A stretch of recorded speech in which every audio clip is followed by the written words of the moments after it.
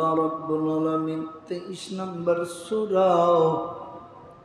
সূরাতুন নূরের 53 নম্বর আয়াতে আমি আল্লাহ ডাক দিয়ে বললাম, নবীজি ওয়া আকিমুস সালাতা ওয়া আতুজ যাকাহ ওয়া আতিউল্লাহা ওয়ার রাসূল লাআল্লাকুম তুরহামুন।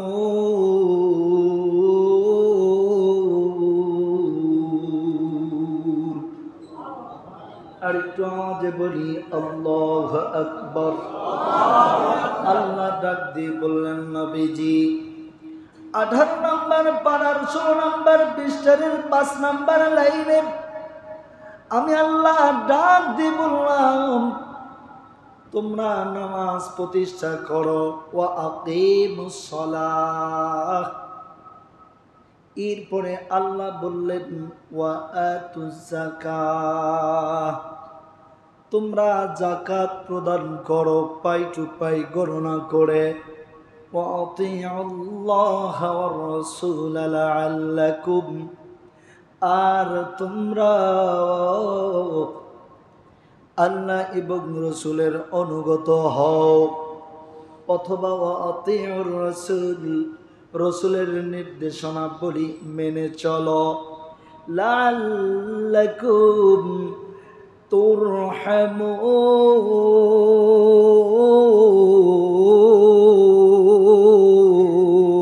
তুরহামুন। আল্লাহ বললেন তোমরা তুরহামুন, আল্লাহর পক্ষ থেকে পুরস্কৃত হবে, রহমত প্রাপ্ত দয়া প্রাপ্ত বান্দা হবে। একটু মোহাব্বত নিয়ে বলা যাবে কি সুবহানাল্লাহ? আরো জোরে বলি সুবহানাল্লাহ। তাহলে একটা কাজ করা লাগবে, 1 নাম্বার নামাজ পড়া লাগবে বন্ধু, 2 নাম্বার যাকাত দেওয়া লাগবে, 3 নাম্বার আল্লাহ এবং রসুলের নির্দেশ মেনে চলা লাগবে। বলেন তো কথাটা কার? আর জোরে বলেন কথাটা কার? কথাটা কে বলেছে? সহিহুল বুখারীর বর্ণনা 1397 নম্বর হাদিস। কত নম্বর? জোরে বলি 1397। কোনো দিকে কিন্তু কোনো কথা বাড়াইনি আমার বন্ধুগণ। সূরাতুল বাকারার নাম দেওয়া হয়েছে গাবি।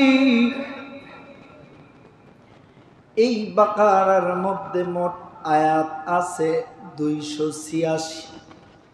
কত? ঠিক না? 286 অর্থে কত হয়? হ্যাঁ, 143। এই সূরার শুরু থেকে 143 নম্বর আয়াত পর্যন্ত অধিকাংশ আয়াতেই, অধিকাংশ জায়গায় মুসা নবীর জীবনী থেকে শিক্ষা, গল্প, কিচ্ছা গ্রহণ করা হয়েছে শুধু উপদেশ দেওয়ার জন্যে। আর বাকি থাকলো কত? 100। এই 143 পরের যে অর্ধেক, এই পরের অর্ধেকে আল্লাহ উম্মতে মুহাম্মাদীকে নিয়ে আলোচনা করেছেন। জোরে বলি সুবহানাল্লাহ। আল্লাহ বলেছেন কুতিবা আলাইকুমুস সিয়াম, আল্লাহ বলেছেন কুতিবা আলাইকুমুল কিতাল, আল্লাহ বলেছেন কুতিবা আলাইকুমুল কিসাসু ফিল কতলা। এ বন্ধু আমার আল্লাহ রাব্বুল আলামিন কি সুন্দর করে কুতিবা ফরজ করেছি। আল্লাহ মাত্র কয়েকবার কুতিবা শব্দটা ব্যবহার করে বুঝালেন যে আমি যেমন রোজা ফরজ করেছি আলাইকুমুল কিসাস, তেমনি ভাবে বিচার বিধান কোরআন দিয়ে করাটাও আমি ফরজ করে দিয়েছি। শুধু তাই না, আল্লাহ বললেন কুতিবা আলাইকুমুল কিতাল, বিচার ফয়সালা কেমনে কি হবে সেই বিধানটাও আমি আল্লাহ ফরজ করে দিয়েছি। তার মানে বোঝা গেল আজকে সব মানি তাল গাছটা শুধু। আমার ভাইয়ের, আমার বন্ধুগণ, আয়াতে কারিমা শুরু করেছিলাম ওয়াকিমুস সালাতা ওয়া আতুজ যাকাত ওয়া আতিউল্লাহ ওয়ার রাসূল লাআল্লাকুম তুরহামুন ওয়া আতিউর রাসূল লাআল্লাকুম তুরহামুন। তোমরা যদি তিনটা কাজ করো তোমরা সফল। 1 নাম্বার নামাজ প্রতিষ্ঠা করা লাগবে, 2 নাম্বার যাকাত দেওয়া লাগবে, 3 নাম্বার অনুগত করা লাগবে আল্লাহ আর নবীজির। সুবহানাল্লাহ। সহিহুল বুখারীর বর্ণনা 1397 নম্বর হাদিস। عن أبي هريرة رضي الله تعالى عنه قال أن أغرابيا أتى النبي صلى الله عليه وسلم فقال دلني على عمل إذا عملته। এক ব্যক্তি নবীজির কাছে এসে বললেন, ইয়া রাসূলুল্লাহ, কোন আমল করলে আমি জান্নাতি হতে পারবো? জান্নাতে যাওয়ার সহজ পথ কোনটা? জান্নাতে যাওয়ার সহজ পদ্ধতি কোনটা? জান্নাতে যাওয়ার জন্য এমন একটা সিঁড়ি পথ, এমন একটা গোপন আমল আমাকে বলে দেন যে আমলটা করলে খুব সহজে যেতে পারবো। কোথায়?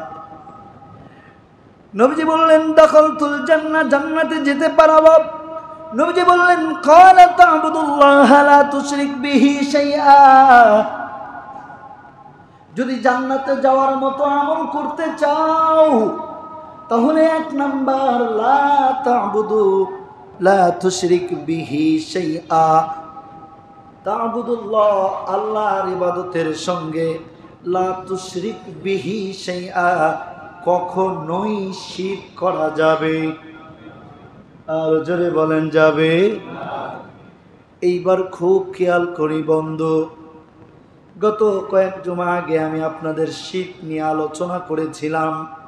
আমি জানি না ঠিক আপনাদের মনে আছে কিনা। তার মধ্যে একটা শিরকুস সগর, সবচেয়ে ছোট শিরক অথবা সবচেয়ে ভয়ঙ্কর শিরকের নাম বলেছিলাম লোক দেখানো আমল করা। মনে আছে আপনাদের? মানুষকে খুশি করার জন্য ইবাদত করা। রমজান মাস, সবাই মসজিদে গেছে, আমি কুতুবউদ্দিন বখতিয়ার যদি না যাই তাহলে সমাজে আমার মুখ থাকবে।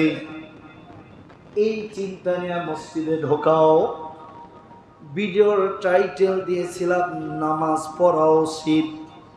ইউটিউবে সার্চ করলে সেই বয়ানটা আসবে। একটু কষ্ট করে আবার 20 মিনিট সময় নষ্ট করে দেখে নেবেন। নাম দিয়েছিলাম যাকাত দেওয়াও শিরক। তার মানে উদ্দেশ্যটা যদি খারাপ হয়, জোরে বলেন ঠিক না ঠিক? সুতরাং 1 নাম্বার শিরক করা যাবে না। ওয়াতুকিমুস সালাহ। নবীজি বললেন, শোনো, জান্নাতে যাওয়ার সহজ পদ্ধতি হলো আল্লাহর সাথে কাউকে শিরক করবা না। ওয়াতুকিমুস সালাহ, আর নামাজ প্রতিষ্ঠা করবা। সালাতাল মাকতুবাতা, একদম নির্দিষ্ট পরিমাণে যেইভাবে নামাজ আমার আল্লাহর বিধান ওইভাবে পড়বা। অত আদি যাকাত, হিসাব গণনা করে যাকাত আদায় করবাল মাফরুদা। আর অতাসুম রমাদান, রমজানুল মুবারকে রোজা রাখবা। আলা লোকটা বলল, ওয়াল্লাযী নাফসি বিয়াদিহি, হে আল্লাহর রাসূল, যেই আল্লাহর হাতে আমার জীবন, ওই আল্লাহর কসম, যে আল্লাহর কাছে আমার মরণ, ওই আল্লাহর কসম করে বলছি, এর বল্লা আজিদু আলা হাযা, আমি ওই আল্লাহর শপথ নিয়ে বলছি, লা আজিদু আলা হাযা, এর সে একটু বাড়াবো না, এর সে একটু কমাবো। এই কথাটা যখন নবীজির কাছে বললেন, লা আজিদু আলা হাযা, ইয়া রাসূলুল্লাহ, আমি কমাবো না, একটু বাড়াবো না, আপনি যেভাবে বলেছেন ঠিক আমি সেভাবেই মেনে চলব। এরপর লোকটা বললেন, ফালাম্মা ওয়াল্লাহ, এরপর নবীজি সাহাবীদেরকে উদ্দেশ্য করে বললেন, ক্বালান নবী সাল্লাল্লাহু আলাইহি ওয়াসাল্লাম, সাহাবীরা রে শোনো, মান সাররাহু আইয়ানজুর ইলা রাজুলিন, তোমরা কি জান্নাতি মানুষ দেখতে চাও এবং পরবর্তীতে একজন আরেকজনকে বলতে চাও আজকে জান্নাতি মানুষ দেখছি? আমরা এরকম বলি না? আজকে একটা মানুষ দেখছি, বলে কি মানুষ? একদম আওলাদের রসুল। বলে কেমনে দেখলাম? সেই উঁচা লম্বা, বডি ফিটনেস অনেক সুন্দর, রাতে তার সাথে ছিলাম, এত বড় বুজুর্গ, দেখেই আল্লাহ আল্লাহ রসুলের কথাটা মনে পড়ে যায়। সুবহানাল্লাহ। এরকম আমরা বলি না? এরকম আমরা বলি না যে আজকে আওলাদের রসুল দেখছি? ঠিক এরকম নবীজি বলছেন, তোমরা একজন আরেকজনের কাছে বলতে চাও যে আজকে একজন জান্নাতি মানুষ দেখছি, এরকম যদি তোমরা মনে স্থির করো, মিন আহলিল জান্নাত, তাহলে এই জান্নাতের অধিবাসীদেরকে, এই জান্নাতের অধিবাসী, ফাল্লানজুর ইলা হাদা, এই লোকটাকে দেখো, এই লোকটা জান্নাতের অধিবাসী। সুবহানাল্লাহ। আমার ভাইরা, আমার বন্ধুগণ, সূরাতুল বাকারার 195 নম্বর আয়াত। কত নম্বর আয়াত? আর জোরে বলেন। 195 নম্বর আয়াত। ওয়া আনফিকু ফি সাবিলিল্লাহি ওয়া লা তুলকু বিআইদিকুম ইলা তাহলুকা ওয়া আহসিনু ইন্নাল্লাহা ইউহিব্বুল মুহসিনিন। সূরাতুল বাকারার 254 নম্বর আয়াত। একদম আয়াতুল কুরসির আগের আয়াত, মনে থাকবে তো? আয়াতুল কুরসির আগের আয়াত। আয়াতুল কুরসি 255 আর আলোচ্য আয়াত হলো 254।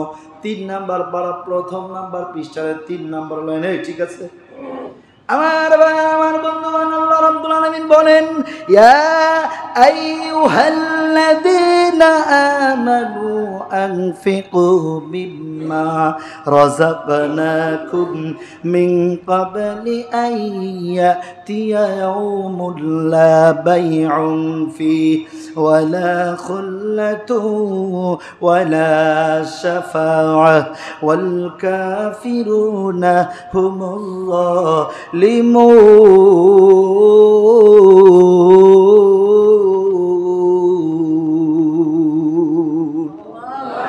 আল্লাহ রাব্বুল আলামিন ডাক দিয়ে বললেন, হে বিশ্বাসীগণ, আনফিকু, তোমরা খরচ করো, মিম্মা রাযাকনাকুম, আমি তোমাদেরকে যে রিজিক দান করেছি, মিন ক্বাবলি আন ইয়াতিয়া ইয়াউমুন লা বাইউন ফীহি ওয়ালা খুল্লাতুন ওয়ালা শাফাআহ, ওই দিন আসার আগেই, যেই দিন তোমার ব্যবসা বাণিজ্য সব কিছু ক্লোজ হয়ে যাবে, তোমার কোনো ব্যবসা বাণিজ্য কোনো কিছুই কাজে আসবে না। অর্থাৎ মৃত্যুর আগেই তোমরা ব্যয় করো যে রিজিক তোমাদেরকে দিয়েছি। ওয়ালা খুল্লাহ, তোমাদের অন্তরঙ্গ আত্মার সম্পর্ক, বন্ধু আচরণ দেখে মনে হয় এক মায়ের পেটের বন্ধু, এমন একটা সম্পর্ক। ওয়ালা খুল্লাহ, আল্লাহ বললেন ওয়ালা খুল্লাহ, এই অন্তরঙ্গ বন্ধু তোমার কোনো কাজে আসবে না, এই অন্তরঙ্গ বন্ধু তোমার কোনো উপকারে আসবে না। ওয়ালা শাফাআহ, ওই দিন তোমার কোনো শাফাত তোমার কাজে আসবে না। আয়াতের অর্থটা খুব খেয়াল প্লিজ। বন্ধু, আল্লাহ বললেন তোমার কোনো আপন বন্ধু কাজে আসবে না, উপকারে আসবে, তোমার কোনো শাফাত কাজে লাগবে না। তার মানে আপনার আমার যদি দুইটা জিনিস না থাকে, এই আয়াতে একটা জিনিসের কথা বলা হয়েছে, আনফিকু, আল্লাহর রাস্তায় খরচ করা। যদি খরচ না করি, আপনার আমার কোনো বন্ধু কাজে আসবে না। তার মানে আল্লাহর রাস্তায় খরচ করা লাগবে না। আল্লাহ বললেন ওয়ালা শাফাআহ, কোনো উপকারে আসবে না, কোনো শাফাআত। তার মানে আমি দান করি নেই, আল্লাহর রাস্তায় যাকাত আদায় করি নেই, আল্লাহর রাস্তায় খরচ করি নেই, আমি যদি মারা যাই, নবী যদি শাফাআত করে, আল্লাহ বলছেন নবী, আমি কোরআনুল কারীমে একটা পর্দা দিয়ে দিছি, একটা ভাগ দিয়ে দিছি, যেমন আপনি নবী, এটা আমি আল্লাহ মেনে নিয়েছি, কিন্তু আপনি কাফেরদের জন্য শাফাআত করতে পারবেন? আপনি নবী সত্য, কিন্তু কাফেরদের জন্য শাফাআত করতে পারবেন না, মুশরিকের জন্য শাফাআত করতে পারবেন। অথচ সুপ্রিম পাওয়ার আপনার, আপনি ইশারা করলে আমি আল্লাহ সেটা গুরুত্ব দিয়ে আদায় করব, কিন্তু আমি আপনাকে একটা লিমিট দিয়ে দিয়েছি। এই লিমিটটা বোঝা লাগবে। যদি আসিয়ার বোন পর্দা বুঝতো, ইসলাম বুঝতো, ভাসুর শ্বশুর আর স্বামীর সামনে ছোট্ট বোনটাকেও যেতে দিত। আমার ভাইয়েরা, আমার বন্ধুগণ, যাওয়া যাবে না। এই জন্যই বললাম আমাদেরকে লিমিট বুঝতে হবে, সীমানা বুঝতে হবে। একজন একটা কথা আপনাকে আমাকে বললেই যেমন মেনে নেই না, ইসলামটাও ঠিক এরকম ভাবে অনুধাবন করা লাগবে। আল্লাহ বলছেন ওয়ালা সাফা, নবীজি কোন সাফাত ওই দিন উপকারে আসবে। এ বন্ধু, তার মানে আল্লাহর রাস্তায় ব্যয় করা লাগবে কিনা বলেন? আমার ভাইয়ের, আমার বন্ধুগণ, সূরাতুল বাকারার 195 নম্বর আয়াত আল্লাহ বললেন ওয়ানফিকু ফি সাবিলিল্লাহ, আল্লাহর রাস্তায় ব্যয় করো, ওয়ালা তুলকু বিআইদিকুম ইলা তাহলুকা, আর তোমাদের হাতকে ধ্বংসের দিকে প্রসারিত করিও না। জোরে বলি সুবহানাল্লাহ। আমার ভাইরা, আল্লাহ বললেন ব্যয় করো, ব্যয় করার কথা বইলা বলতেছে তোমাদের হাতটাকে ওয়াইদিকুম ইলা তাহলুকা, ধ্বংসের দিকে ধাবিত করিও না। এখন বলবেন হুজুর, দানও করব, আবার এখানে হাতকে ধ্বংসের দিকে, অর্থাৎ আমাকে ক্ষতিগ্রস্ত হওয়ার দিকে যেতে না করলেন, কারণ কি? কারণ হলো আপনার উপরে যাকাত ফরজ হয়েছে 10 লাখ টাকা, আপনি 1 লাখ টাকার 120 টাকা করে লুঙ্গি আর শাড়ি কিনে 2 হাত বোঝাই করে আসেন, আসেন সামনে, আসেন সামনে, আসেন। কই পাইছেন আপনি? আপনার উপরে জাকাত হলো 10 লাখ টাকা, 1 লাখ টাকা, 2 লাখ টাকা, আপনি না জাকাত যেইভাবে দেওয়ার কথা ওইভাবে দিবেন। আপনি কোথায় পাইছেন লুঙ্গি আর গেঞ্জি? কোথায় পাইছেন আপনি শাড়ি কিনে দেওয়ার ট্রেডিশন? আল্লাহর কসম, আপনার জাকাত হয়নি। যদি আপনি এইভাবে কিয়ামত পর্যন্ত জাকাত দেন, আপনার জাকাত হবে না। মাসালুল্লাযীনা ইউনফিকুনা আমওয়ালাহুম ফী সাবিলিল্লাহি কামাসালি হাববাতান আমবাতাত সাবআ সানাবিল ফি কুল্লি সুমবুলাতিন মিয়াতু হাব্বা। সূরাতুল বাকারা 2 নম্বর সূরা 261 নম্বর আয়াত, 3 নম্বর পারার 3 নম্বর পৃষ্ঠার 7 নম্বর লাইন, অথবা 3 নম্বর লাইন আল্লাহ রাব্বুল আলামিন উদাহরণ দিচ্ছেন। তার আগে আমি ছোট্ট আর একটু খোলাসা করি আপনাদের সাথে। মনে করেন এইখানে একজন ব্যক্তি একটু সাহস করে দাঁড়ান, একজন ব্যক্তি একটু সাহস করে দাঁড়ান।